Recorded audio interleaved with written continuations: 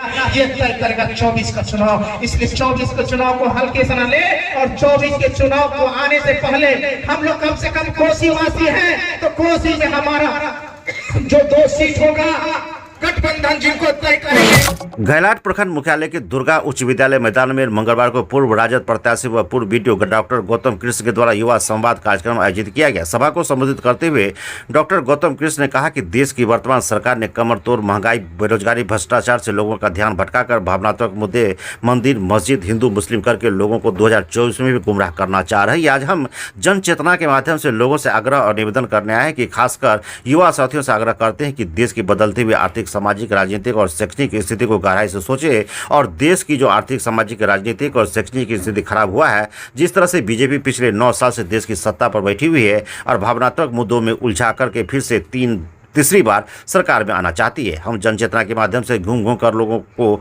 आगाह करने आए। आगामी लोकसभा चुनाव में इंडिया गठबंधन के प्रत्याशी को जिताकर सामाजिक न्याय के पक्षधर श्री लालू प्रसाद यादव, श्री नीतीश कुमार और बिहार के उप मुख्यमंत्री श्री तेजस्वी यादव के हाथों को मजबूत करे। इस दौरान जब उनसे पूछा गया कि मध्य प्रदेश से आपको प्रत्याशी बनाया जा रहा है, तो उन्होंने कहा कि अभी ऐसी कोई बात नहीं है, लेकिन राजद सुप्रीमो और हमारे नेता श्री तेजस्वी यादव का आदेश मिला तो निश्चित रूप से हम मजबूती से चुनाव लड़ेंगे। उनका निर्णय सर्वमान्य होगा। इस कार्यक्रम में बड़ी संख्या में लोग पहुंचे। मंच पर जिला परिषद प्रतिनिधि डॉक्टर विनीत कुमार आर्यन, सहरसा जिला युवा राजद अध्यक्ष भरत यादव, मुखिया विमल कुमार, सरपंच हीरा कांति, त्रिभुवन यादव एवं भारी संख्या में आम लोगों ने भाग लिया।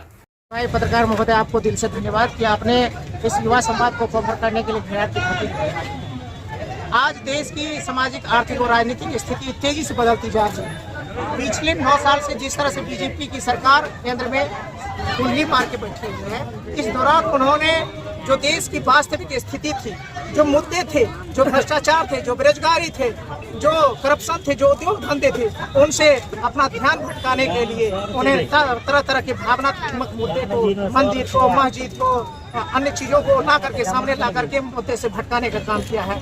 आज देश की युवाओं को यह जानने की जरूरत है, जन चेतना की जरूरत है, सामाजिक न्याय और विचारधारा के विचारों से ओतप्रोत होने की जरूरत है कि देश की स्थिति कैसी हो रही है। और ऐसी स्थिति में समाजवादी विचारधारा और आदरणीय लालू प्रसाद यादव जी, तेजस्वी यादव जी की विचारधारा किस तरह से कारगर और उसको रामबाण और एंटीबायोटिक साबित होती है। शाम का 7 बजने को चला है और आपका जिस तरीके से युवाओं का आशीर्वाद है, मैं तो समर्थन नहीं कहूँगा, आशीर्वाद कहूँगा।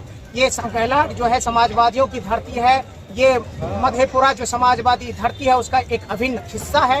तो निश्चित रूप से जो समाजवादी विचारधाराओं के पुरोधा यहाँ रहे हैं, उनकी विचारों से ओतप्रोत ये युवा है। तो निश्चित रूप से जैसा बड़े बुजुर्ग होंगे वैसे उनकी युवा है, तो समाजवादी विचारधारा और देश की स्थिति पे अपनी चिंता और अपना समर्थन जाहिर करने के लिए यहाँ आए। कहा जाए मेरा तो हमको मुद्दा ही नहीं है, यहाँ पार्टी मुद्दा है, देश मुद्दा है, समाज मुद्दा है। और ऐसे में अगर युवा संवाद की शुरुआत हुई है तो निश्चित रूप से यह देश और समाज की बेहतर स्थिति कैसी हो, उसके लिए जन चेतना और युवाओं की संवाद की जरूरत है। उसका यह एक हिस्सा और अंग बनकर के सामने आया है जो घैलाट जो जिस तरीके से लगातार सोचूंगा कि देश की स्थिति बहुत ही विकट स्थिति से गुजर रही है। यहाँ के सामाजिक, आर्थिक और राजनीतिक मुद्दे तो बिल्कुल गौण हो गए हैं। मैंने पहले ही कहा, भ्रष्टाचार, रोजगार के मुद्दे गौण हो गया है, महंगाई का मुद्दा गौण हो गया है। अभी असम में आपने देखा, हिंसा देखा, आगजनी देखा, महिलाओं को बलात्कार करके पैरेड करवाया जा रहा है। ये कौन सा पैरेड करवा रहे हो भैया? ये शर्म जहां आनी चाहिए वहां आज हमारी सरकार विफल हो रही है। और निश्चित रूप से हम यह केंद्र सरकार जिनको जिम्मेवारी लेकर के त्याग पत्र देना चाहिए, वो सरकार ताल ठोक कर भावनात्मक मुद्दे में कहती है 24 में हम आ रहे हैं। तो इस तरह के निर्लज बयान से तो हम आहत हैं और ऐसे आहत बयानों को लेकर के युवाओं के बीच में क्या लगता है जवाब में जिस दिन से इंडिया बना है तो इंडिया कभी ना हारा है न कभी हारेगा। इंडिया जीतेगा, इंडिया जीतेगा।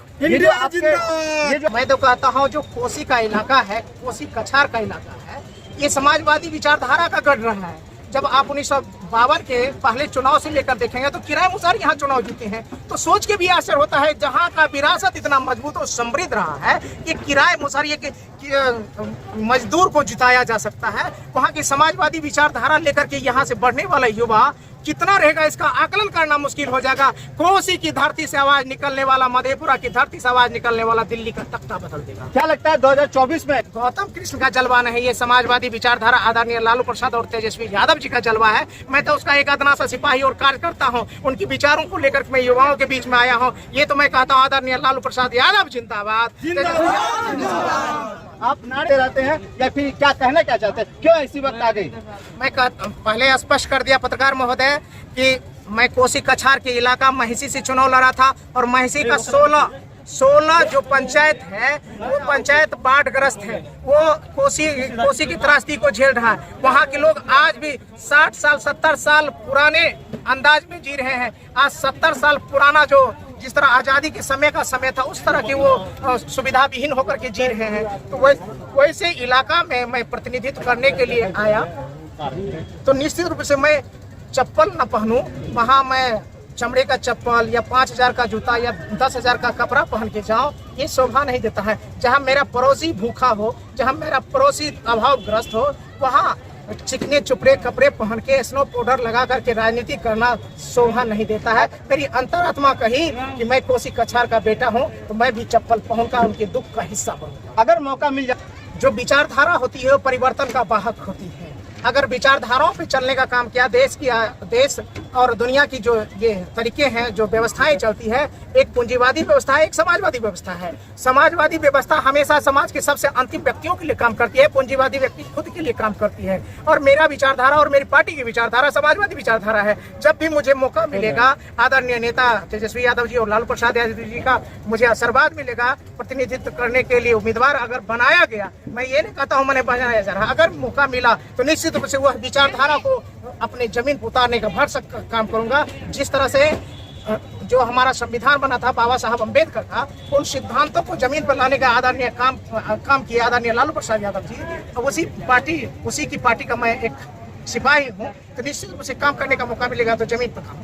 10 साल लगातार राजद की सेवा करते हुए प्रखंड अध्यक्ष बने, लेकिन बाद में थोड़ा सा बीमार हो गए, थोड़ा सा बेड पकड़ना पड़ा, तो पिताजी स्वस्थ हैं लेकिन बेड पे हैं। और हम यही कहेंगे उन्हीं का कर्मों का बदौलत है कि राष्ट्रीय जनता दल ने हमेशा अपनी पार्टी के कार्यकर्ताओं क्या जो मेहनत है उनको देने का काम किया। अभी जस्ट आपने देखा होगा निर्भय अम्बेडकर हुआ जी, गीता जी हुई, इस क्षेत्र की गीता जी हुई, बहुत सारे ऐसे वर्कर हैं जिनको राष्ट्रीय जनता दल ने क्या कहते हैं महिला आयोग का सदस्य बनाया है, अध्यक्ष बनाया है, संस्कृत बोर्ड का सदस्य बनाया है। तो उन लोगों को बनाया है क्योंकि राजद जानती है कि जो व्यक्ति पार्टी और विचारधारा पे काम करती है उनकी हिस्से की मजदूरी उनको मिलना चाहिए और वह देने का काम राष्ट्रीय जनता दल करती है। और आज मुझे भी टिकट मिला था तो उसमें मैं मानता हूँ पिताजी का जो मेहनत का आशीर्वाद मुझे मिला था, क्योंकि राष्ट्रीय जनता दल के वो सिपाही थे, उनका बेटा ही। ये प्यार मोहब्बत तो उन लोगों का है, मैं तो एक फकीर क्या कहूँ। मैं तो नरेंद्र मोदी जी फकीर कहते हैं जो 10 लाख का सूट रोज बदलते हैं। मैं एक गरीब कार्यकर्ता का बेटा हूँ। मैं थोड़ी देर के लिए बताना चाहता हूँ पत्रकार महोदय, मेरे पिताजी राजद के प्रखंड अध्यक्ष होते थे। आज मेरे पिताजी बीमार होकर के बेड पे पड़े हुए हैं। मैं एक कार्यकर्ता का बेटा हूँ, मैं दुख दर्द से परिचित हूँ। तो ये लोग खून के संबंध से कहा जाता है, विचारधारा का संबंध ज्यादा मजबूत है। और अगर ये लोग खड़े हैं उसी संबंध वाले हैं जो खून के रिश्ते से विचारधारा का रिश्ता ज्यादा मजबूत होता है, तो ये लोग बधाई के पात्र हैं, ये लोग मोहब्बत के पात्र हैं, ये लोग बड़प्पन के पात्र हैं। जिन लोगों ने मेरे साथ अपना संबंध जोड़ाया है, अपने साथ खड़ा होता है। जो आदमी मंत्री जीते हुए होते हैं उनको तो लोभ लालच कुछ पैसे उसे के लोभ में, चाहे योजना फंड पैरवी के लोभ में खड़े होते हैं, लेकिन ये लोग खड़े हैं तो निश्चित रूप से ये लोग बधाई के पात्र हैं और इन सभी को मैं प्रणाम करता हूँ। 70 वर्षों से विश्वसनीय प्रतिष्ठान बंसीधर इलेक्ट्रिकल्स। एक बार सेवा का मौका अवश्य दे। Bansidhar electricals, law college road, Subhash Chowk, Indian bank के पीछे। अगर आप अपने दांत को रखना चाहते हैं स्वस्थ तो 2 बार ब्रश करें, सुबह और रात में खाने के बाद।